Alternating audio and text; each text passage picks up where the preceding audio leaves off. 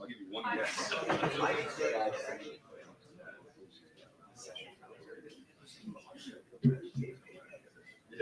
The push stand up. Could you imagine?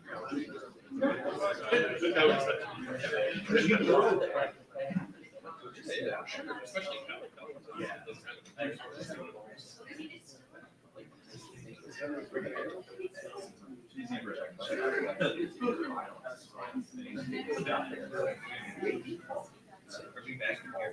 Did you watch the final curve?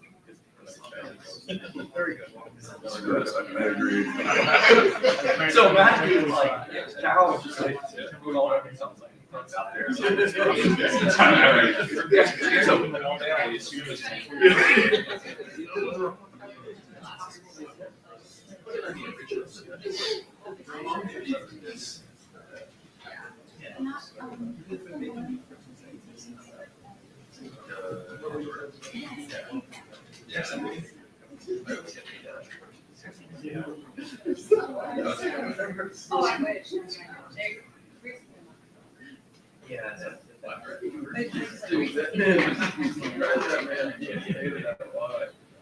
wish.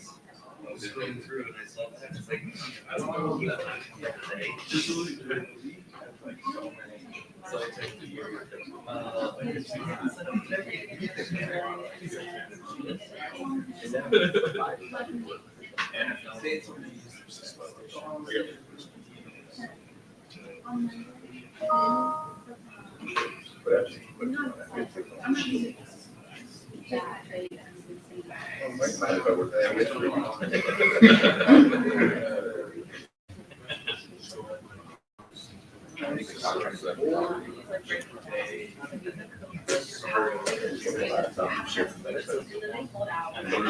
And the quarters.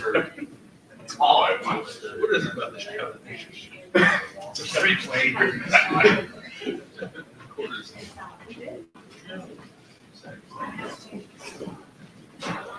All right, folks, been a while since you guys have been in here. Thanks for coming. We'll open it up. Adam King, WBNS. Coach, what made Carlos the right choice for the running back room? Yeah, to start off by saying I think I'm getting some allergies here this morning, so I apologize ahead of time if I start sneezing. Carlos, first off, when you hear about Carlos' story, it's captivating, where he's come from, and then you start to listen to his overall knowledge of the position, his aggressiveness in recruiting, the impact he's had on people, the relationships he's had on people. It was an absolute slam dunk for us. He's already in a short period of time brought in an edge and a toughness and aggressiveness that I think is going to be excellent. Cameron T. Robinson, The Athletic. Ryan, when you were, what was that process like as you picked Carlos, and what do you feel like he brings to the room different than maybe some of the other candidates? Yeah, as you can imagine, we had a lot of candidates, a lot of different folks that we spoke to, mostly over Zoom, but I think there was over 12 different people that we identified in the process. And I think we talked about how we want to make sure that we're really thorough in the process.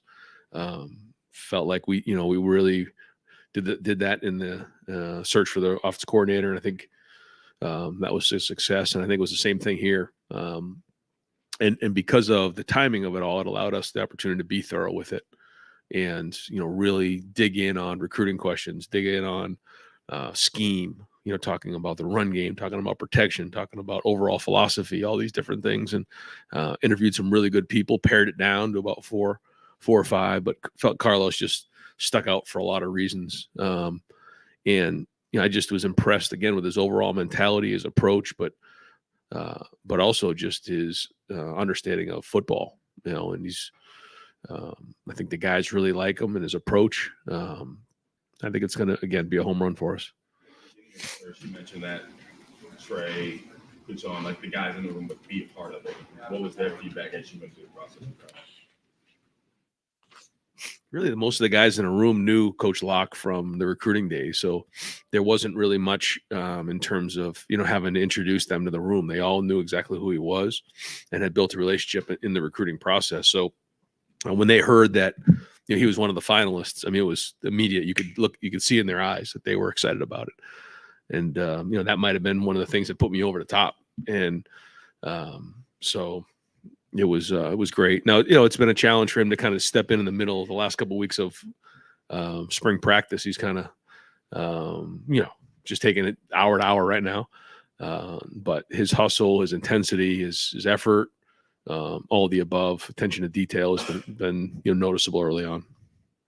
Folks, I'm going to ask that we keep our questions to just one, with just a few exceptions there, just so we can get as many people asking at least one question. Spencer Holbrook, Letterman Roll. Brent, what do you want to see from the offensive line to finish out the spring? Not just Saturday, but Wednesday. I guess what did you see from today and Friday? I think the first thing when you're in the spring, we've talked about this before, you want to see individual improvement. And then as we get into the preseason, it becomes more of like, all right, what's the chemistry of the secondary look like? What's the chemistry of the offensive line, the quarterbacks with the receivers? But the spring to me is more of an individual evaluation. Like, are you getting better? Take that one individual player. And so we need to continue to see that, but we are seeing that across the board. I think, the biggest thing is that right side, that right guard position, and then had battle as things have gone on.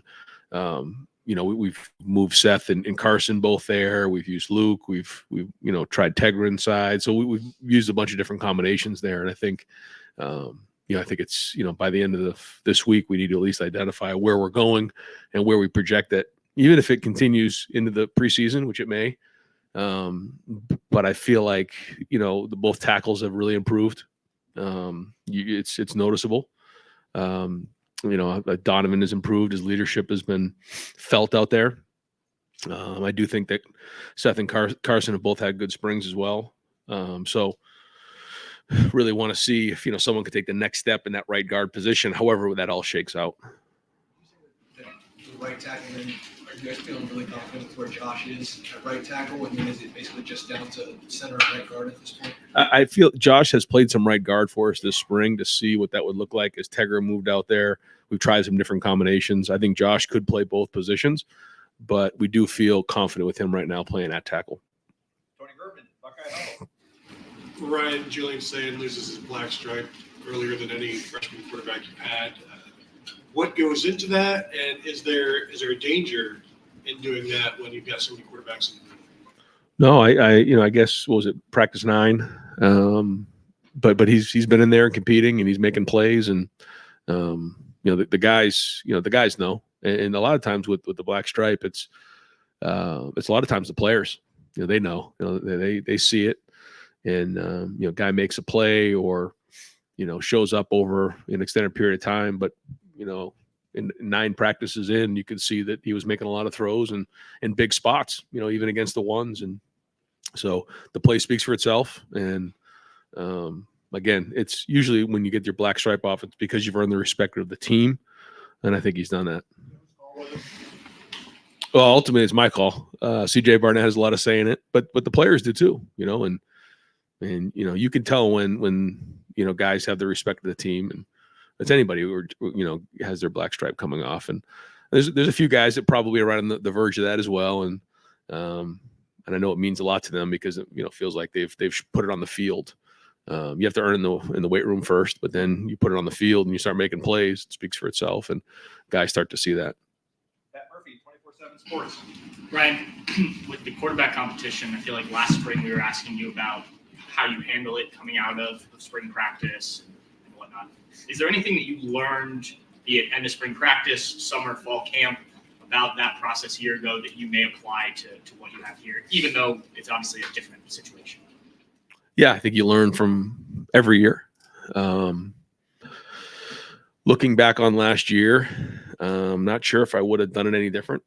I think the way that it all shook out, I felt like it was a battle even going up into the first game, and then it wasn't clear cut even until we got into a few games in. But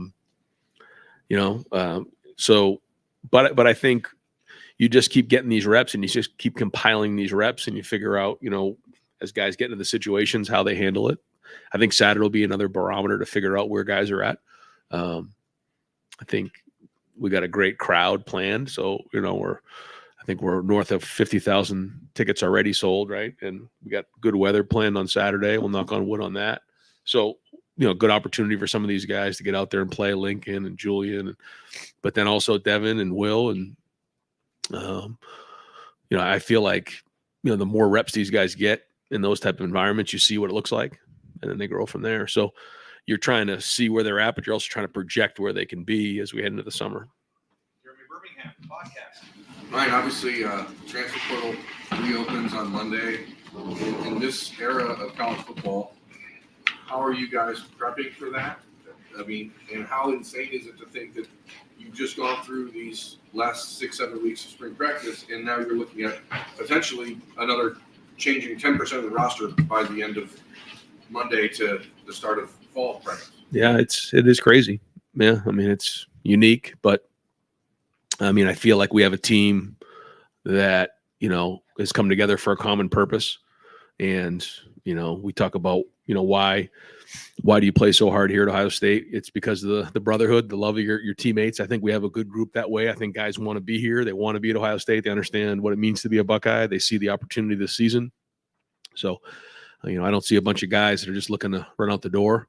I think there'll be a couple of different situations that maybe it does make sense for guys to maybe look at other places, but and we'll just, we'll adapt as those happen. But we know we're going to have to play with a lot of depth next year. If you're playing 16 or 17 games more than ever before, guys are going to play football. So you might be a 2 right now, or you might be a 3, but you could be in the college football playoffs fighting for, a championship and be the guy that we're counting on. So I just think this is a different and unique time that we're stepping into. So when guys are looking at the depth chart, I don't think it's as important as it always has been in the past. There's going to be a lot of football played next year, and we're going to roll guys and play depth, especially in the first half of the season, because we're going to need them in the second half of the season. And 11 Warriors. Ryan, with the quarterback competition, have you started to narrow it down at all? And has anybody started to separate from the others? No, I don't think we've narrowed it down. But you're seeing guys make certain plays and certain things that are showing up in practice. As we start to get into some of the move it stuff and you get into situational things, you're starting to, just see commonalities. A lot of guys, these guys bring great things to the table. Each guy brings, either an experience or a skill set that's different from the others. The good news is they all can move, and that's certainly made an impact on the run game. And the pass game, there's good things there. There's still things that they're improving on, but yeah, you're seeing, some separation. I wouldn't say that, I'm ready to name a starter or anything like that, but there's been good competition and guys have made plays. But I think ultimately what we're looking for is the consistency over time. How much factor is Julian in that competition as a true freshman? He's in the mix. He is. Yeah, he's Chip really rolls them. It doesn't matter if the 1s, 2s, and 3s. So you get an opportunity to see what guys look like. I think sometimes maybe when you're young, you get the 3 work, and sometimes it can look like a mess out there. And so this has been a really good, sample size to figure out where guys are at. But Julian's been competing his tail off, and he'll continue to do that. And he's got a very bright future, and he's got to have a really good summer. Nathan Barrett, Cleveland.com. Just following up on that to clarify, how are you going to use the quarterbacks on Saturday? Is there certain guys that are going to get most of the reps with the one offense? Yeah, so the plan on Saturday is to, we'll have our 1s out there. They'll, some of the guys who have, 1,000+ reps who have played a lot of football here, will be in a little bit of a thud mode early on, but then when it goes over with the next group, it'll be offense versus defense. It'll all be tackle, the rest of the way. So we'll be smart about that. Someone like Travion Henderson doesn't need to get tackled on Saturday. But at the same time, it's going to be competitive. We're going to get after it and give the quarterbacks opportunities, even with the 1s in there, to go ahead and make plays, and we'll try to create some situations for all those guys to get reps. And so, yeah, we'll roll it and try to give guys as many reps as they possibly can and go from there. With Dallan reportedly leaving, or informing you guys he's leaving, do you guys have enough depth at running back, or the quality, experience depth that you want there? Do you have to look in the portal to subsidize that position? Yeah, we're looking for 5, and so, I think we're in a situation where we'll be at 5. If we need to add a 6th, then we'll look into that. But right now, I think we'll be in a situation where we feel comfortable with 5 guys. Dave Biddle, 24/7 Sports. What was your initial conversation like with Carlos, and did you have to recruit him pretty hard? I'm just curious how that first conversation went. He was excited. We were excited. It was just, I think it was kind of mutual. It's unique because of where it's at in spring, and that's a tough spot for anybody to be in. And I felt it on the other end of it. So, he's a guy who always wants to, do things the right way and handle himself the right way. But I think he just saw this opportunity as such a great opportunity for him. And I think we were probably both recruiting each other the same. Yeah. Kellyanne Stitz, WSYN.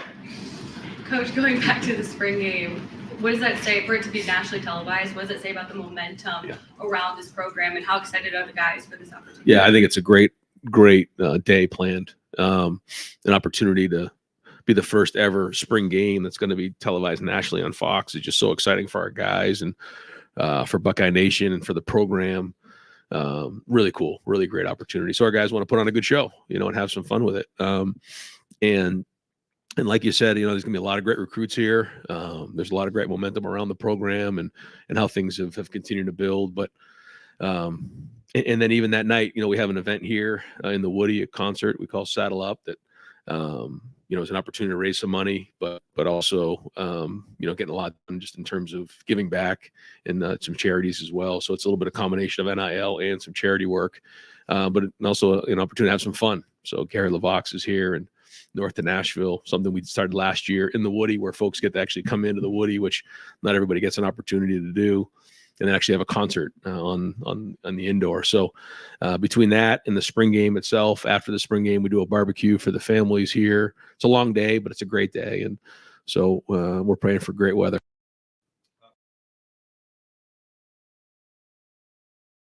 Asked you about Will Howard for the last practice. You said, he's coming along, obviously a new system, but you wanted to see a lot of growth in the next 2 weeks. Have you seen that? And is there a pecking order? Is he still the presumptive favorite? That's we haven't really talked about that very much, but his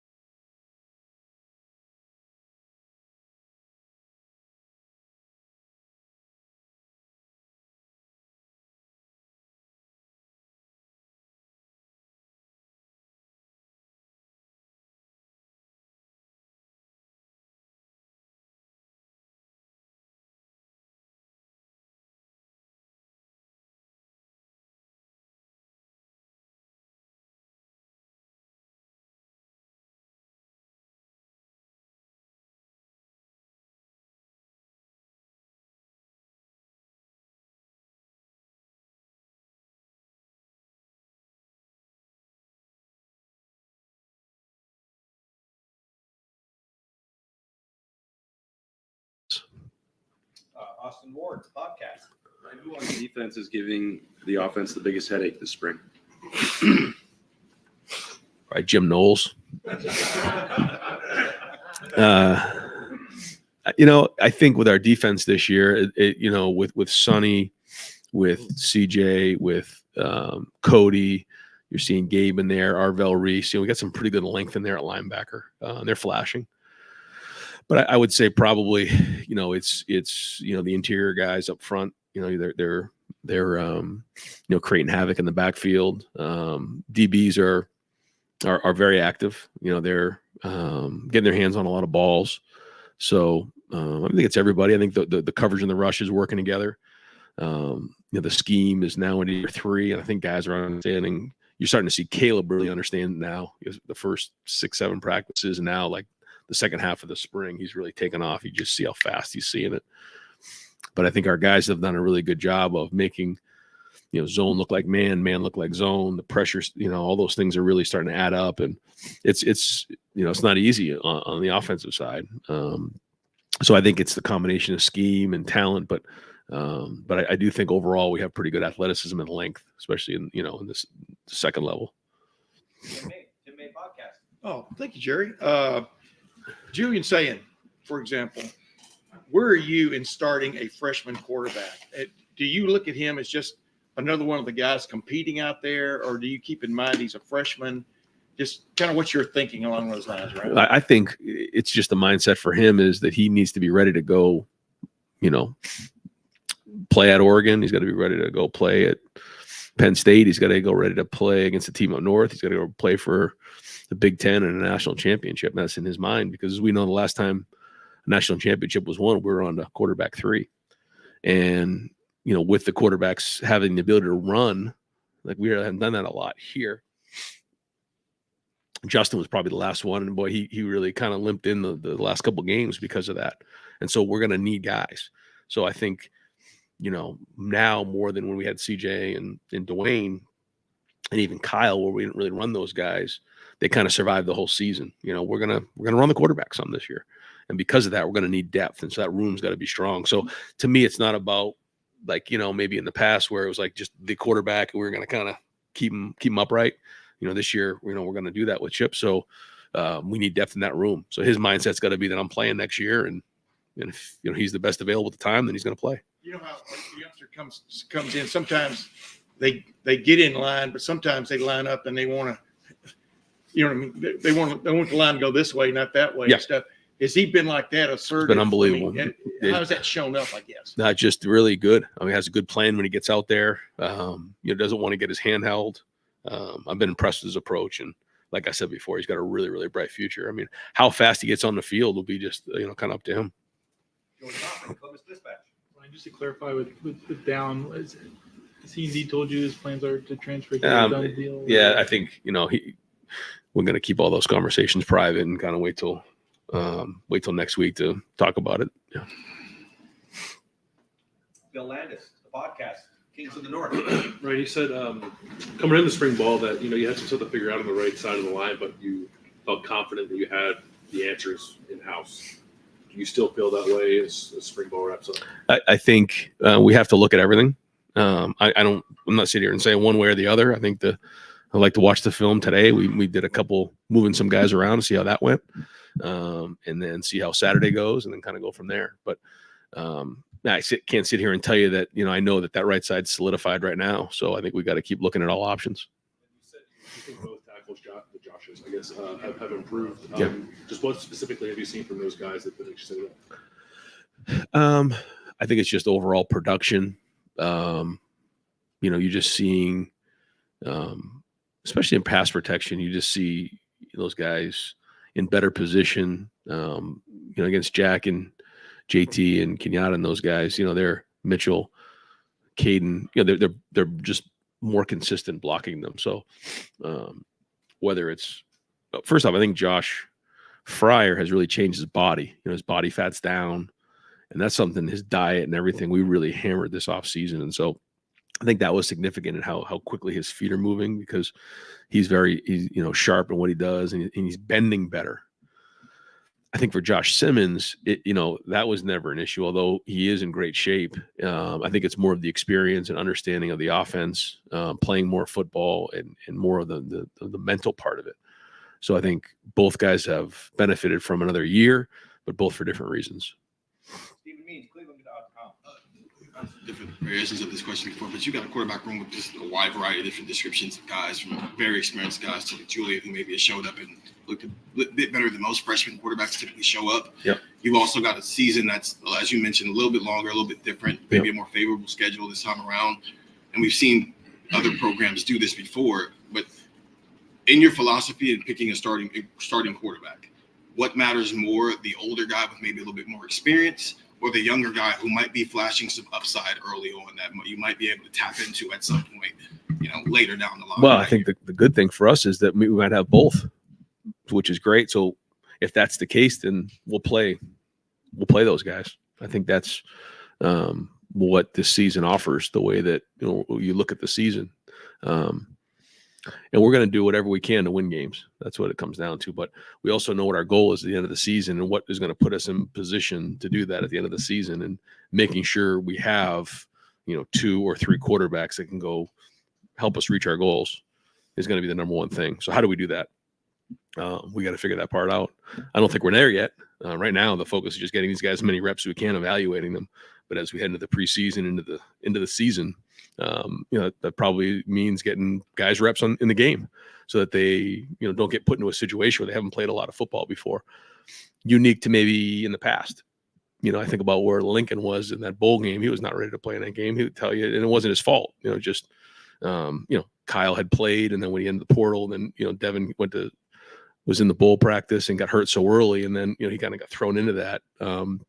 Where this year we can't be in that situation, because we know we are going to run the quarterbacks this year. We have to build depth in that position. Put you in a situation where maybe you're more open to maybe putting the guy out there in meaningful snaps once the season rolls around, just for the sake of not being thrown in that situation again. We haven't talked about that, but that very possibly could happen. Yeah, if that's what we're trying to do. That's a ways away, but we'll kind of cross that bridge when we get there. But I think that's certainly something that's worth discussing. Andy Baxter, Letterman Row. Ryan, what have you seen from James Peoples so far this spring, and is he someone that can contribute right away for you guys? Yeah, I think both freshmen and TC Caffey, all three of those guys, so Sam, James, and TC, have had very good springs. I've been very impressed with their approach. I got a chance to spend time with them for those couple of weeks, which was great to see the way that they go into meetings, the way they answer questions, their attention to detail.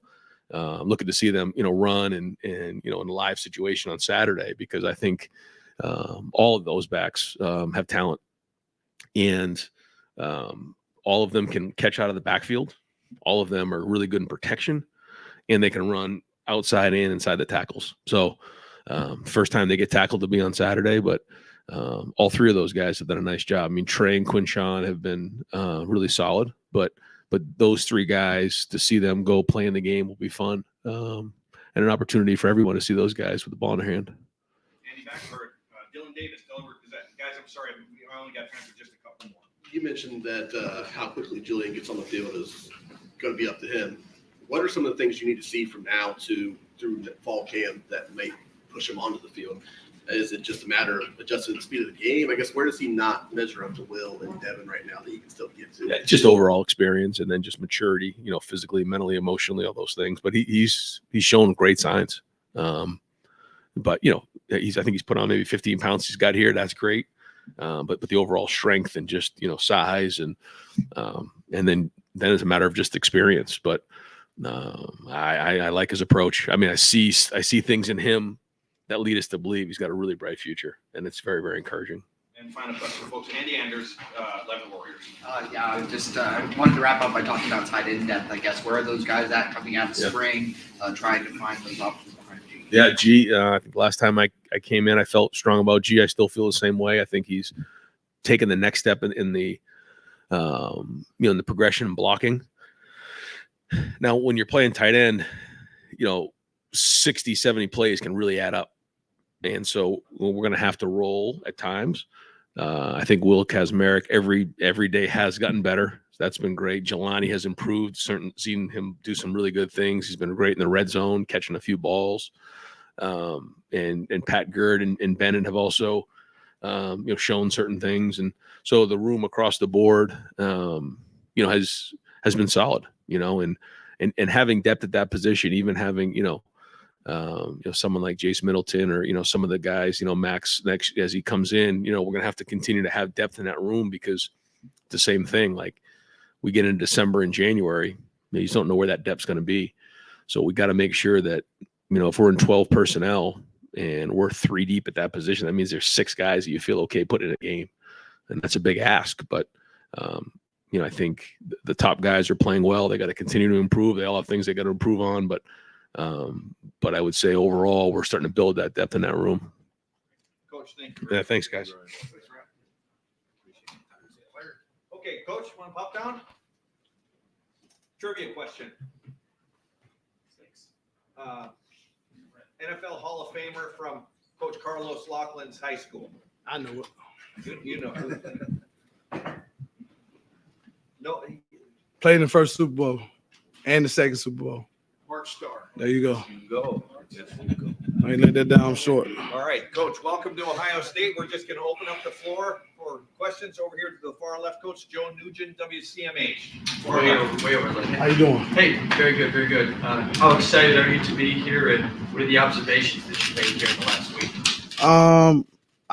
I'm pretty excited. This has been a journey. I'm pretty sure most people read about my story since 2017, getting into college football.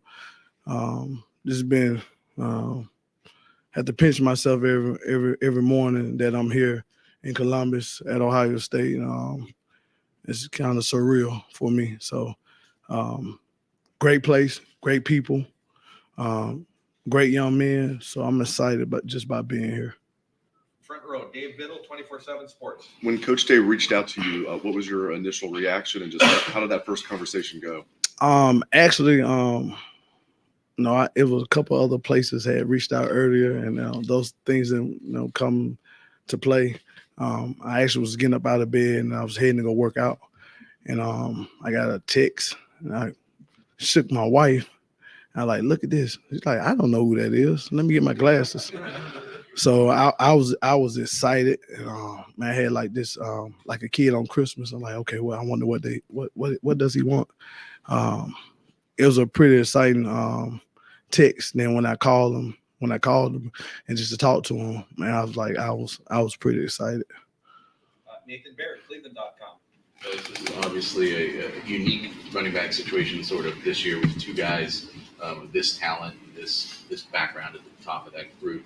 How much of your discussions with Ryan through, I guess, the interview process were about how you might approach this, and what do you think is maybe the key element to getting the most out of those? Because you got two guys? This ain't my first rodeo. No. I know a lot of people look and say, well, this guy only been on the field for 3 years, Western Kentucky and Oregon. Just because I didn't have the title of a running back coach where I was at in Memphis, I never carried myself that way. I always carried myself as a running back coach. I approached every day that way. So at Memphis, we had Darrell Henderson, Patrick Taylor, Tony Pollard, Kenny Gainwell, Antonio Gibson. I've seen talented backs, and I've seen them be able to function with one another. So I hear that all the time about, well, this ain't my first rodeo. Same thing out there at Oregon. We had Buckeye Irvin, Noah Willis, and Jordan James. You go look at their numbers, they all function well together. We learn how to play as one. So this ain't my first rodeo. So, and plus I know those two kids because I recruited them when they was in high school. So I'm up for the challenge and the responsibility of it. Right behind him, Dan Hope, 11 Warriors. Carlos, just what is your kind of coaching philosophy? How do you get the best out of your running backs? I get the best out of them because I love the young men. My main focus is to change the hearts and minds of them, and they'll play for me. I had just got through reading Coach Tressel's Winner's Manual, and it's something that I took from that book. You have your purpose and you have your goals. All right, my purpose is to serve and pour into the young men. Now, my goals as a football coach, all of them to take care of themselves. So that's one of the ways. I'm just real relationship based, and I'm very detailed at this position. I know y'all heard me say it before, and I'm gonna keep saying it. This is the worst coach position in football. It's terrible. Guys hire anybody to coach this position and recruiters. Carlos Locklyn is not a recruiter. I'm an elite relationship builder, but I coach this position. I'm a ball coach. So that's who I am. So I'm going to pour into these kids. I think they kind of seeing it now. And I jumped in day one. I'm ready to coach.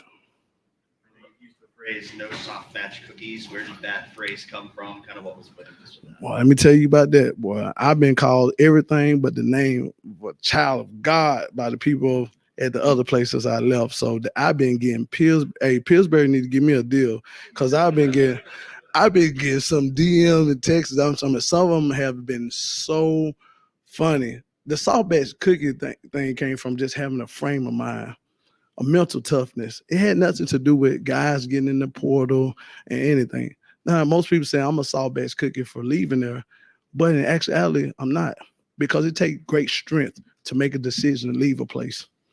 No, a weak-minded person wouldn't be able to make the decision I made. So it took great strength to do that. So I'm telling you, if I let you in my DMs, it's some great comedians out here that have been sending me like tons of cookies. And I'm like, hey, that's funny. Right behind them, Courtney Gerben, Buckeye Huddle.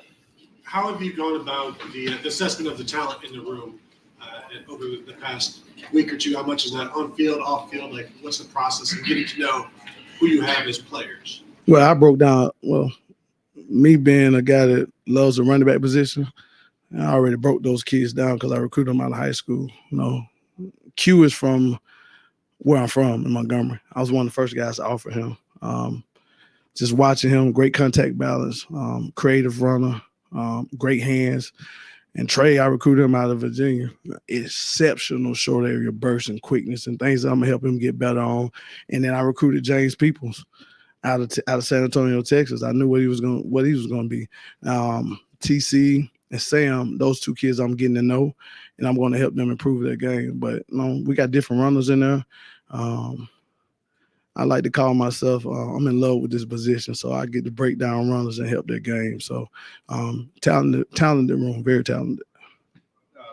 Far back, Jeremy Birmingham, podcast.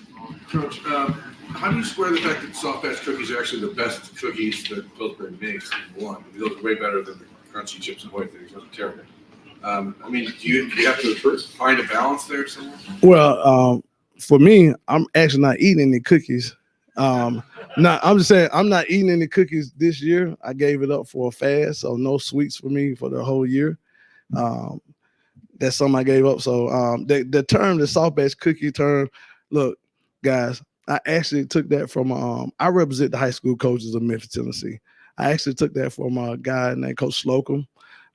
He used to always say that soft batch cookie. I actually stole that from him. I give him credit for it.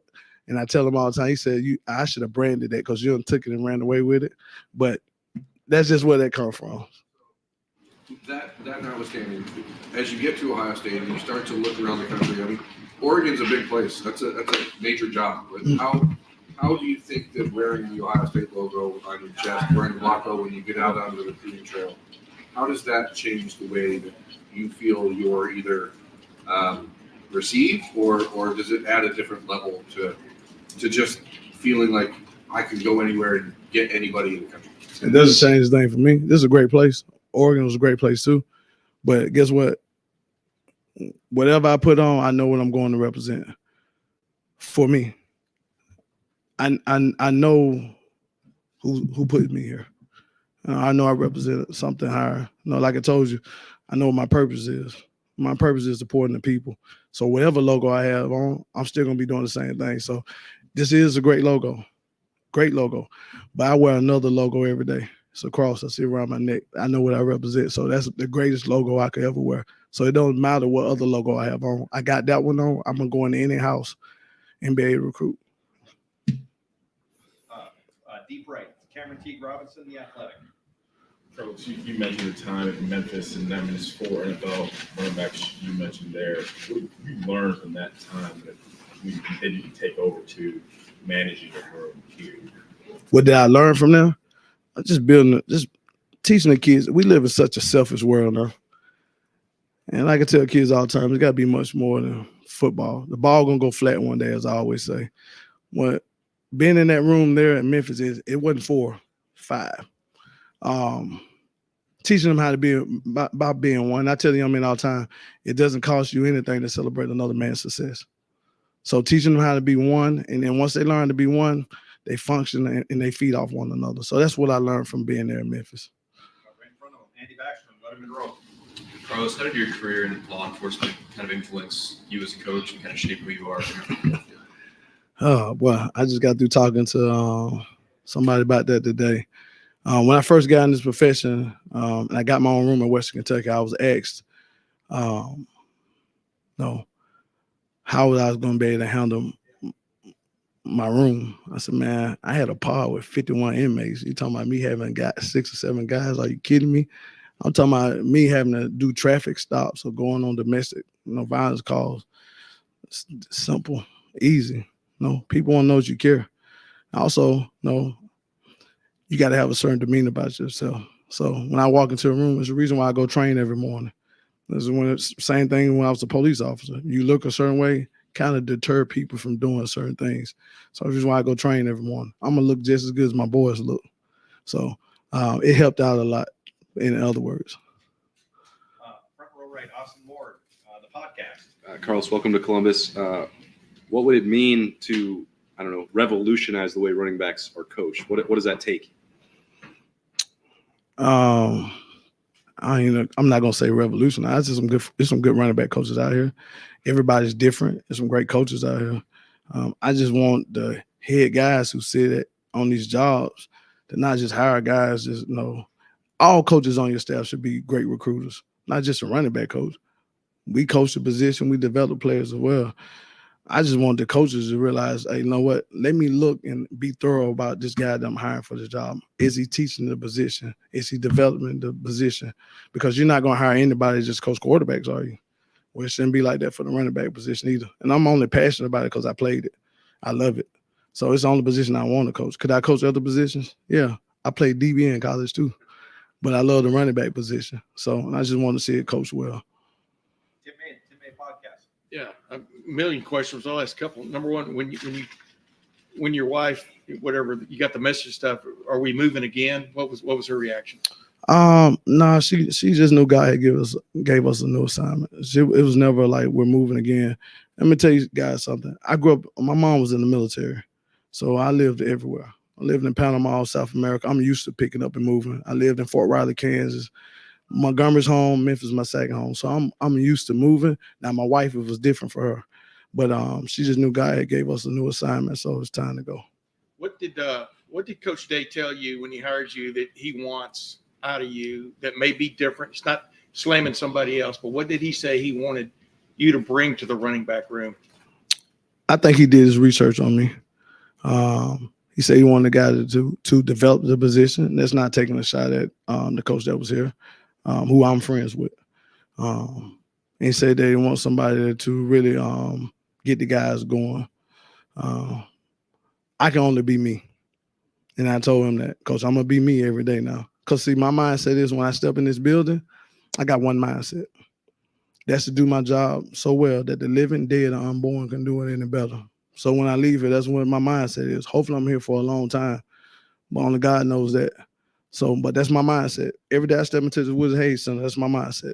I'm going to do my job so well that the living, dead, and unborn couldn't do it any better. So that's what my mindset is. Folks, we have time for one last question. Bill Rabinowitz, Columbus Dispatch. Carlos, first of all, is it true that nobody calls you Carlos and everyone calls you Lock? Is that true? Yeah, I prefer to be called Lock. I know Coach Landon would call me. I thought maybe trying to take a shot at me every now and then. He was out there at Oregon, called me Carlos, but I prefer to be called Coach Lock. So that's fine. You were in law enforcement. You had played football, obviously Chattanooga. What made you decide to leave law enforcement to get back into coaching and starting at the very bottom and doing it when you had an established career? I'm gonna share this with you all because I know a lot of people may not know this. When I first got to Memphis, that's not the first school I went to try to work at. I actually went to a small liberal arts school there in Memphis called Road College to try to get on their staff. I was told I didn't have enough experience. I need to go back and coach high school. I think at that time God was telling me I was thinking too small.